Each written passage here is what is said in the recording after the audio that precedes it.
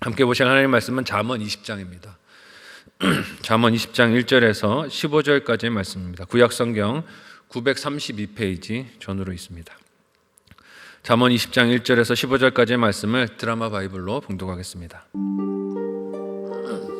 포도주는 거만하게 하는 것이요 독주는 떠들게 하는 것이라. 이에 미혹되는 자마다 지혜가 없느니라. 왕의 진노는 사자의 부르짖음 같으니 그를 노하게 하는 것은 자기의 생명을 해하는 것이니라. 다툼을 멀리하는 것이 사람에게 영광이거늘 미련한 자마다 다툼을 일으키느니라. 게으른 자는 가을에 밭 갈지 아니하나니 그러므로 거둘 때에는 구걸할지라도 얻지 못하리라. 사람의 마음에 있는 모략은 깊은 물 같으니라. 그럴지라도 명철한 사람은 그것을 길어내느니라. 많은 사람이 각기 자기의 인자함을 자랑하나니 충성된 자를 누가 만날 수 있으랴. 온전하게 행하는 자가 의인이라. 그의 후손에게 복이 있느니라. 심판 자리에 앉은 왕은 그의 눈으로 모든 악을 흩어지게 하느니라. 내가 내 마음을 정하게 하였다. 내 죄를 깨끗하게 하였다 할 자가 누구냐. 한결같지 않은 저울추와 한결같지 않은 되는 다 여호와께서 미워하시느니라. 비록 아이라도 자기의 동작으로 자기 품행이 청결한 여부와 정직한 여부를 나타내느니라. 듣는 귀와 보는 눈은 다 여호와께서 지으신 것이니라. 너는 잠자기를 좋아하지 말라. 네가 빈궁하게 될까 두려우니라. 내 눈을 뜨라. 그리하면 양식이 족하리라. 물건을 사는 자가 좋지 못하다 하다가 돌아간 후에는 자랑하느니라. 세상에 금도 있고 진주도 많거니와 지혜로운 입술이 더욱 귀한 보배니라. 아멘. 함께 읽은 본문의 말씀을 가지고 일상에서 드러나는 믿음이란 제목으로 말씀 나누고 기도하도록 하겠습니다. 한국에 들어오신 서양의 선교사님들이 한국 사회를 관찰하면서 느꼈던 사회 문제 중에 하나가 술이었다고 합니다. 그것에 대한 사람들의 생각이 너무 관대하기 때문이고 또 많은 사람들이 이 술의 중독에 빠져 있는 모습을 보게 되었다라고 해요. 선교사님들이 봤을 때 술로 비롯되는 가정폭력의 문제, 또 도박의 문제, 축첩의 문제, 다른 사회의 문제들이 심각했다고 합니다. 물론 농경이 주된 산업이었던 한국 사회에서 술은 노동의 괴로움과 힘듦을 잊게 하는 방편으로 여겨졌겠지만 문제는 무엇입니까? 도가 지나치다는 것이에요. 그로 인해서 한국 사회를 병들게 하는 문제도 심각하게 컸습니다. 이를 주목했던 선교사님들은 교회에서 술에 대하여 엄격한 절제를 강조했고 그 영향이 현재 한국 교회의 술에 대한 가치관을 형성함에도 큰 기조를 이루고 있음을 봅니다. 하지만 현대 사회에서도 한국 사회에서도 여전히 술 문제는 심각한 이슈인 것을 봅니다. 음주운전으로 한국에서 목숨을 잃는 많은 사람들이 있지만 술 취함을 한국 사회는 뭐라고 부릅니까? 실수라고 불러요. 실수다. 술 먹고 실수했다. 그렇게 말을 하죠. 한국의 문화는 법의 처벌까지도 이 실수라는 단어를 빌려서 완화하는 모습을 보게 됩니다. 그러나 성도는 술의 힘으로 빌려 사는 인생이 아니라 성령 하나님의 힘으로 살아가는 인생인 줄로 믿습니다. 술의 힘으로 사는 인생이 아니에요. 성령 하나님의 힘과 말씀으로 살아가는 존재가 성도라는 것입니다. 먼저 오늘 본문은 사람들이 그토록 의지하고 탐닉하는 술을 어떻게 묘사하고 있습니까? 함께 오늘 본문의 1절을 한 목소리로 읽어보도록 하겠습니다. 같이 읽습니다. 시작. 포도주는 거만하게 하는 것이요 독주는 떠들게 하는 것이라. 이에 미혹되는 자마다 지혜가 없느니라. 아멘. 사람들이 술 마시는 핑계가 무엇입니까? 스트레스가 많아서, 힘들어서 내가 이거 먹고 좀 잊어야겠다, 회피한다는 것이죠. 풀 방법이 없으니 이걸로 푼다라고 말을 합니다. 그렇지만 우리 흔히 듣는 말이 있듯이 처음에는 사람이 술을 마시는 것 같아도 나중에 누가 사람을 마십니까? 술이 사람을 마셔버리죠. 그 현상이 목소리가 커지고 다툼이 일어나고 그로 인해서 타인과 싸우는 것 아니겠습니까? 평소에는 맨정신에 못하던 말을 술의 힘을 빌려서 해보겠다라고도 합니다. 그러나 그 힘으로 한 말이 좋은 열매를 맺습니까? 술 먹고 대화 나눠서 안 싸우는 사람 본 적이 없는 것 같아요. 술 먹고 내가 술김에 내가 담아뒀던 얘기를 한다라고 하는데 그래놓고 싸우지 않는 사람을 보지 못했던 것 같습니다. 마치 오늘 본문 3절이 말하듯이 미련한 자로서 다툼을 멀리하기보다 오히려 가까이 하는 결과물들을 낳아내게 되죠. 함께 3절 본문을 한 목소리로 읽어보도록 하겠습니다. 같이 읽습니다. 시작. 다툼을 멀리하는 것이 사람에게 영광이거늘 미련한 자마다 다툼을 일으키느니라. 아멘. 사람의 영광은 다퉈서 싸워서 이겨서 얻어내는 게 아니라고 하십니다. 사람 눈에는 술이라도 마셔서 큰 소리를 내고 상대방을 윽박질러서 입을 다물게 만들고 내 원하는 대로 결과를 이끌어내는 것이 승리이고 영광처럼 보이겠지만 그것이 영광이 아니라 오히려 다툼을 멀리하는 것에서 진정한 사람의 영광이 있다고 하세요. 그러나 사람 눈에는 어떻게 보입니까? 이런 것이 오히려 약하고 비겁해 보입니다.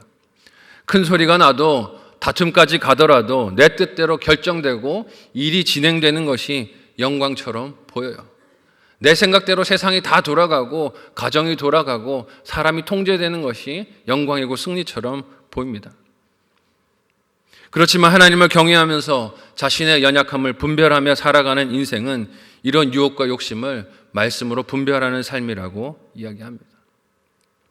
이런 지혜의 모습이 어떻습니까? 함께 오늘 보면 4절에서 5절까지의 내용을 한 목소리로 읽어보도록 하겠습니다. 같이 읽습니다. 시작. 게으른 자는 가을에 밭 갈지 아니하나니 그러므로 거둘 때에는 구걸할지라도 얻지 못하리라. 사람 마음에 있는 모략은 깊은 물 같으니라. 그럴지라도 냉철한 사람은 그것을 길어내느니라. 아멘. 하나님을 경외하는 삶의 지혜는 단지 자신의 처신과 태도에서만 드러나는 것이 아니라 시기를 살펴서 미래를 대비하는 모습으로 그리고 사람이 드러내지 않고 감추고 있는 물 같은 모략을 간파하는 주의 깊은 모습으로 보게 된다라고 말합니다. 크게 떠들고 내 원하는 것을 쟁취함으로 지혜가 드러나는 것이 아니라 오히려 다툼을 피하고 지혜롭게 사람의 속마음을 간파하는 것이 지혜가 드러나는 모습이라는 거예요. 이처럼 지혜는 교회 예배당 안에서만이 아니라 삶의 모든 영역과 관계에서도 드러나게 되는 것입니다. 이런 지혜가 우리의 교회 안에서만이 아니라 일상의 삶에서 가정의 관계에서도 드러나시기를 예수님의 이름으로 간절히 소원하고 축복합니다. 이를 이어지는 잠언 본문은 각자가 보냄을 받은 삶의 역할과 책임 속에서 하나님을 경외함이 나타나는 것임을 말합니다. 함께 오늘 본문 6절에서 11절까지의 말씀을 한 목소리로 읽어보도록 하겠습니다. 같이 읽습니다. 시작. 많은 사람이 각기 자기의 인자함을 자랑하나니 충성된 자를 누가 만날 수 있으랴. 온전하게 행하는 자가 의인이라. 그의 후손에게 복이 있느니라. 심판자리에 앉은 왕은 그의 눈으로 모든 악을 흩어지게 하느니라. 내가 내 마음을 정하게 하였다. 내 죄를 깨끗하게 하였다 할 자가 누구냐. 한결같지 않은 저울추와 한결같지 않은 되는 다 여호와께서 미워하시느니라. 비록 아이라도 자기의 동작으로 자기 품행이 청결한 여부와 정직한 여부를 나타내느니라. 아멘. 여러분, 잔인하고 몰인정하면서도 스스로를 인자하지 않다라고 생각하는 사람이 누가 있습니까? 없습니다. 자기는 다 늘 관대하다라고 생각해요. 사람은 늘 자신이 남에 대해서 너그럽고 관대하다라고 생각하며 자랑을 합니다. 다른 사람들과 대화를 나눌 때 그런 착각들을 많이 경험하지 않습니까? 자기 자랑하는 사람들을 보면 자기는 다 인자하고 남을 향한 이해심과 배려가 넓다라고 해요. 종업원들을 대하는 주인, 부하 직원들을 관리하는 직장 상사, 반대로 고용되어 일하는 사람 모두가 뭐라고 말합니까? 나는 관대해요. 그래도 내 직원들 잘 대해줍니다. 혹은 내 직장의 상사에게 나는 잘하고 있습니다. 말을 해요. 하지만 그 생각의 대상이 되는 사람들에게 물어보면 어떨까요? 그 사장님의 직장 동료들에게, 부하들에게 혹은 그 직원의 사장님에게 물어보면 어떨까요? 읽은 본문에서 사람들은 각기 스스로 인자함을 자랑하여도 충성된 자를 누가 만날 수 있겠는가라고 물으며 생각해 보게 합니다. 없다는 것이죠. 자신이 인자한지 아닌지의 여부는 스스로가 가부를 말할 것이 아니라 누가 판단해 주시는 것입니까? 모든 것을 알고 계시는 하나님께서 판단하시고 말씀하시는 일이라는 것이에요. 그래서 읽은 잠언 본문은 자기 입을 통해서 스스로의 인자함을 자랑하는 자가 아니라 온전하게 행하는 자가 의인이며 그 후손이 그 인자함으로 인하여 충성한 삶에 복을 받는다라고 하십니다. 그리고 그 인자한 삶에 있어서 한 나라의 왕은 공정한 판결로서 백성들을 다스릴 때 물건을 파는 상인은 정직한 저울과 추와 되로, 그리고 어린아이라도 그 삶에서 정직하고 신실한 삶을 사는 것으로 하나님을 경외하고 사랑하는 증거들이 나타난다라고 해요. 이런 말씀 앞에서 나의 하나님 경외하는 마음은 어떻게 내 삶에서 드러나고 있는지 점검하고 살펴봐야 하지 않겠습니까? 왜냐하면 우리의 삶은 내가 일상에서 어떤 말을 했는지가 아니라 들은 말씀에 대하여 어떻게 반응하며 살았는지를 통해 하나님께 평가받을 것이기 때문입니다. 내가 옳은 말을 주저리 외쳤다고 하나님이 그 말로 나를 평가하시는 게 아니라는 것이에요. 이런 하나님을 경외하며 따르는 인생은 어떤 마음으로 하나님을 경외하고 인생길을 걸어가겠습니까? 함께 12절에서 15절까지의 말씀을 같이 한 목소리로 읽어보도록 하겠습니다. 같이 읽습니다. 시작.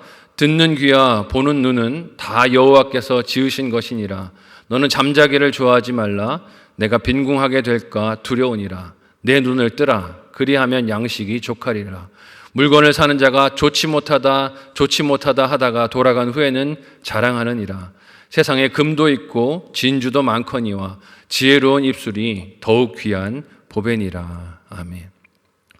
잠언이 말하고 있는 듣는 귀와 보는 눈은 단순히 신체적인 기능을 뜻하는 것이 아닙니다. 왜냐하면 성경에서 들리고 보이는 것은 하나님 말씀에 대한 감각, 그리고 거기서 더 나아가 순종까지, 결실까지 이어짐으로 확인되는 것이기 때문에 그렇습니다. 그러니까 내가 봤다라는 거, 하나님 말씀을 들었다는 것은 듣고 머리로 끄덕거렸다는 뜻이 아니라 들은 말씀을 따라 내 삶을 바꾸는 데까지 가야 본 것이고 들은 것이라는 뜻입니다. 그래서 하나님의 말씀이 보이고 들리는 눈과 귀, 즉 듣고 본 말씀대로 사는 손과 발 모두가 사람 자기의 의지나 결심의 산물이 아니라 하나님의 은혜로 이끌어 주신 열매와 결과인 줄로 믿습니다. 하나님이 은혜를 베풀어 주셔야 말씀대로 살아갈 수 있다는 것이죠. 이렇게 말씀이 들린 삶이 결실하는 구체적인 삶의 모습들이 무엇이라고 하십니까? 13절은 잠자기 좋아하는 게으름이 아니라 깨어서 하나님이 기뻐하시는 부지런하고 성실한 삶에 눈뜨고 순종하는 것이다 라고 하세요. 이 세상은 일하지 않고 많은 소득을 얻어서 놀고 자는 것이 행복한 인생인 것처럼 자랑하고 광고하지만 불우할 일이 아니라는 것입니다. 이어지는 본문 속 물건 거래의 모습도 어떻습니까? 우리가 일상을 살면서 많이 하는 활동 중에 하나가 물건을 사고 파는 일들인데 어떻습니까? 그 속에서 싸게 사려는 욕심에 혹은 반대로 비싸게 팔려는 욕심에 14절과 같이 말할 때가 많이 있습니다. 좋은 것을 좋지 못하다 말하면서 어떻게 하는 거예요? 깎는 거죠. 제 값을 주지 않고 욕심으로 싸게 사려고 그렇게 탐욕을 부릴 때가 많습니다. 또한 팔 때는 어떻습니까? 좋지 못한 것을 좋은 것처럼 포장해서 비싸게 팔려고 하는 욕심을 부릴 때가 있어요. 분명히 좋은 것이라도 좋지 못하다는 말로 가격을 싸게 낮추려 하거나 혹은 좋은 것을 좋지 못한 것처럼 그렇게 여기거나 좋지 못한 것을 좋은 것으로 속여서 비싸게 받으려고 하는 욕심 모두가 다 무엇입니까? 속이는 저울이고 속이는 대와 같다는 것이에요. 이 하나님 믿는 신앙과 분리되어 있는 문제가 아니라는 것입니다. 읽은 본문의 사람과 같이 드러나는 사실이 무엇입니까? 돌아간 후에는 본 것을 좋지 못하다라고 말해놓고 돌아가서는 그것이 좋았다 자랑한다는 거예요. 우리 그런 일상을 많이 살지 않습니까? 싸게 잘 샀어. 더 값을 줘야 되는 것이 있지만 많이 깎아서 싸게 잘 샀어. 이익 얻었어. 야, 이 얼마나 좋아. 내가 얼마나 똑똑해를 자랑합니다. 세상은 이것을 똑똑하다, 지혜롭다라고 말해도 오늘 말씀을 보면 한결같지 않은 저울, 추와 무엇이 다르겠습니까? 하나님이 기뻐하시지 않는다는 것이에요. 내가 살 때는 싸고 남에게 팔 때는 비싼 기준이 적용된다면 당장의 금전 이익이 생겼을지는 몰라도 작은 일상 속에서 나를 알고 계시는 하나님, 귀를 지으시고 눈을 지으신 하나님 앞에서 속이는 모습이 되지 않겠습니까? 소탐대실이 될 수 있다는 것이요. 당장 몇 푼 아끼고 돈 얼마 아끼고 더 많이 벌었다고 해서 하나님 기뻐하시는 것이 아니라는 것입니다. 우리 믿음이 삶의 사소한 일상에서 빛을 드러낼 수 있는 창문이 되기를 예수님의 이름으로 간절히 소원하고 축복합니다. 하나님을 믿는 신앙이 교회 안에서 종교적인 일들을 할 때만 드러나는 것이 아니라 우리의 작은 일상 속에서도 물건을 거래할 때에도 자녀들을 대할 때에도 배우자와의 관계를 할 때에도 그 믿음이 드러나는 복된 창문들이 되시기를 예수님의 이름으로 간절히 소원하고 축복합니다. 아멘.